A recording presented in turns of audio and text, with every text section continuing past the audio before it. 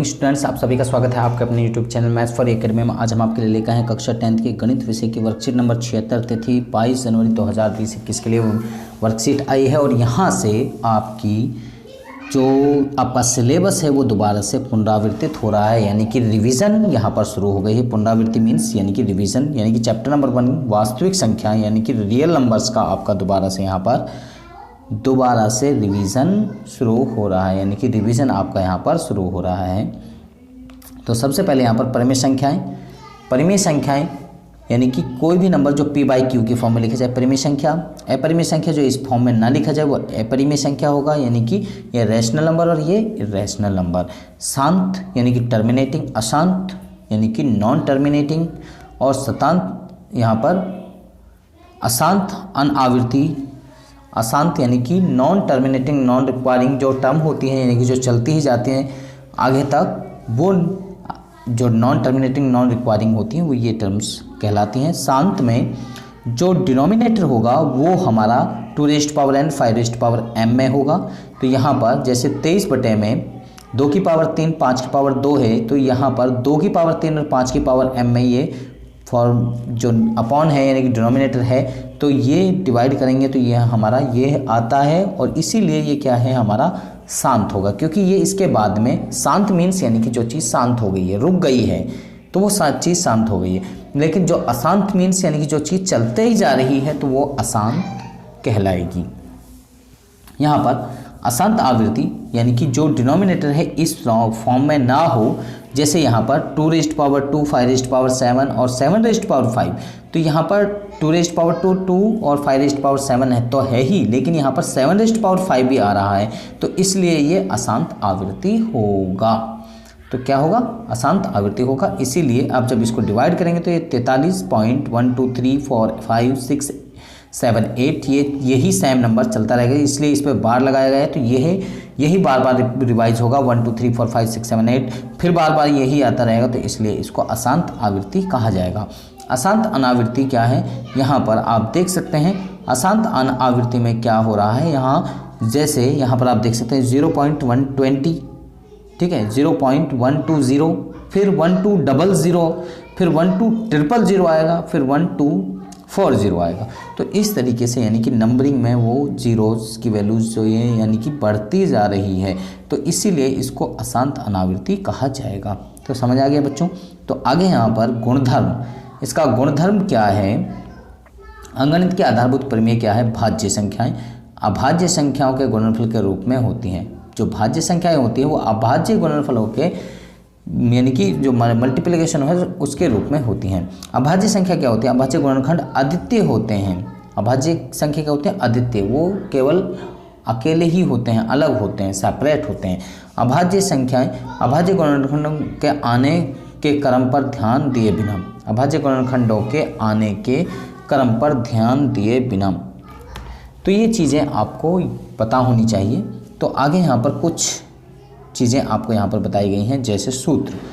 HCF का सूत्र निकालने का क्या है, HCF अगर आपको निकालना है 2 नंबर्स का तो कैसे निकालते हैं, तो संख्याओं के प्रत्येक उभयनिष्ठ अभाज्य गुणनखंड की सबसे छोटी घात का गुणनफल, तो ये हमारा HCF होता है। एलसीएम निकालने का फॉर्मूला क्या है, एलसीएम निकालने के लिए संख्याओं में सम्मिलित प्रत्येक भुजा अभाज्य गुणनखंड की सबसे बड़ी घात का गुणनफल।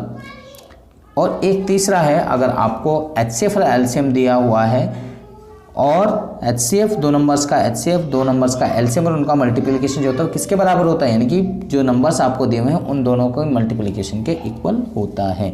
तो आगे यहाँ पर ये चीज़ें आपको इस तरीके से यहाँ पर बताई गई हैं। तो आगे हम इनको सॉल्व करते हैं, तो क्या लिखा हुआ है वो हम आपको बताते हैं। तो यहाँ पर हल कीजिए। पहला है कितने दशमलव स्थान के पश्चात संख्या ये 53 बटे में 2 की पावर 3 5 की पावर 2 का दशमलव प्रसार शांत हो जाएगा। तो यहाँ पर आप देखेंगे 2 की पावर सबसे बड़ी है यानी कि 3 है, तो इसीलिए 3 दशमलव में के बाद में ये शांत हो जाएगा। अगर 5 की बड़ी पावर होती तो उतने दशमलव लिखते हैं, जितनी भी यहाँ 2 और 3 जो पावर लिखी हुई है उनकी जो पावर बड़ी है दोनों में से, उतने दशमलव के बाद में वो चीज़ शांत होती है, यानी वो नंबर शांत होते हैं। इसको मैं अगली शीट पर आपको बताऊंगा, लेकिन उससे पहले यहाँ पर हम चौथा यहाँ पर सवाल बता देते हैं। वास्तव में विभाजन किए बिना दी गई परिमेय संख्या के दशमलव प्रसार शांत है या अशांत, यानी कि टर्मिनेटिंग या नॉन टर्मिनेटिंग ज्ञात कीजिए। तो यहाँ 17 बटे में यहाँ 1600 दिया हुआ है, तो 1600 का हमने फैक्टर किया, तो ये 2 की पावर यहाँ 8 और 5 की पावर 2 में 2 की पावर 6 और 5 की पावर 2 में ये 1600 को कन्वर्जन हो जाता है, यानी कि इसके फैक्टर करते हैं तो ये आता है, तो इसीलिए ये शांत होगी। तो यहाँ पर 45 बटे में 2 की पावर 3, 5 की पावर 2, 7 की पावर 2 है, तो यहाँ पर 7 की पावर 2 और एक्स्ट्रा आ गई, इसलिए अशांत होगी, यानी कि नॉन टर्मिनेटिंग होगी। तो यहाँ पर अगली वाली है 23 बटे में 2 की पावर 3, 5 की पावर 2 है, तो ये हमारी जो है संख्या है वो शांत होगी। तो अगला यहाँ पर 5वां है, संख्याओं के दिए गए दशमलव प्रसार के लिए सही विकल्प लगाकर चुनिए। तो यहाँ पर आपको ये पॉइंट्स में दिया हुआ है 28.345612, तो परिमेय संख्या या अपरिमेय संख्या, तो ये हमारी परिमेय संख्या होगी। आगे है यहाँ पर ये कहा है, तो यहाँ पर 0.11101100110000, तो ये क्या है, नॉन टर्मिनेटिंग है, यानी कि ये क्या कहलाएगी, हमारी अपरिमेय संख्या कहलाएगी। तो और यहाँ पर आपको कोविड के संदर्भ में उचित व्यवहार संबंधी कैब संदेश आपको दिया जा रहा है। नियमित रूप से अपने हाथों को साबुन और पानी से धोते रहिए।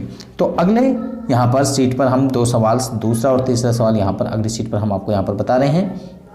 दूसरा क्वेश्चन है, अभाज्य गुणनखंड विधि का प्रयोग करके 168 और 448 का महत्तम समापवर्तक HCF और लघुत्तम समापवर्तक ज्ञात कीजिए।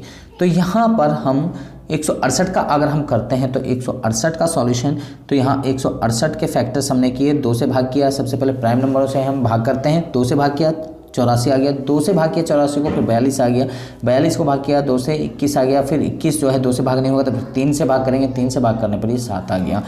फिर यहाँ पर इसी तरीके से हमने 448 को भाग किया है और यहाँ पर भाग करने पर ये हमारे सारे फैक्टर्स इस तरीके से आगे हैं। तो यहाँ पर हमने 168 के फैक्टर्स यहाँ पर लिख लिए और 448 के फैक्टर्स हमने यहाँ पर आगे लिख लिए।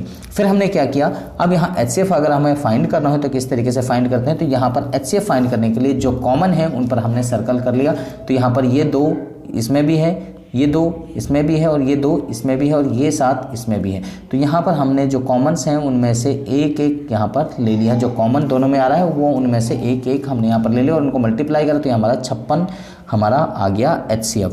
अब एलसीएम की बात कर रहे हैं तो एलसीएम कैसे निकालते हैं, तो यहाँ पर जो 56 आया है तो वो तो हमने लिख दिया, यहाँ पर जो HCF आया वो लिख दिया। इसके बाद में यहाँ पर जो इसके बाद में बच रहे हैं वो नंबर्स अब हम यहाँ पर लेंगे। यहाँ पर अगर आप 168 में देखते हैं क्या बच रहा है आपका, जिस पर सर्कल नहीं है वो 3 बच रहा है, तो 3 आपने यहाँ लिखा, यहाँ पर ये 3 लिखा और इसमें नीचे वाले 448 में आपके कितने पर यानी कि सर्कल नहीं लगा हुआ है, तो यहाँ 3 2 हैं उन पर सर्कल नहीं लगा हुआ है, तो 3 2 आपने यहाँ पर लिख दिया। इनको मल्टीप्लाई करा सभी को, तो यहाँ पर इनको मल्टीप्लाई कर दिया 24 और इधर 56 था ही, इनको मल्टीप्लाई किया 1344 आपका जो एलसीएम है वो आपका हो जाएगा। अब यहाँ आगे आपसे एक सवाल और कहा जा रहा है, यहाँ पर एग्जाम्पल नंबर ये क्वेश्चन नंबर 3, सिद्ध कीजिए कि √2 एक अपरिमेय संख्या है, ये आपने प्रूव करना है। और ये क्वेश्चन √2 आए, √3 आए, √5 आए, √7 आए, √11 आए या √13 आए, सभी का पैटर्न यही करने का यही पैटर्न है जो मैं अभी आपको यहाँ पर बता रहा हूँ। ये परिमेय नंबर 1.4 है और इससे अगले परिमेय 1.5 है जो √3 के लिए है। तो यहाँ पर 2 आपको दी गई हैं, तो सबसे पहले आप यहाँ पर क्या करेंगे, उत्पत्ति हम इसके विपरीत मान लेते हैं कि √2 एक परिमेय संख्या है, तो यह आप मानेंगे। इसके बाद में ये लाइन आप ना लिखें चलेगा, ये वाली लाइन ना लिखें चलेगा, आप यहाँ फिर लिखिए माना।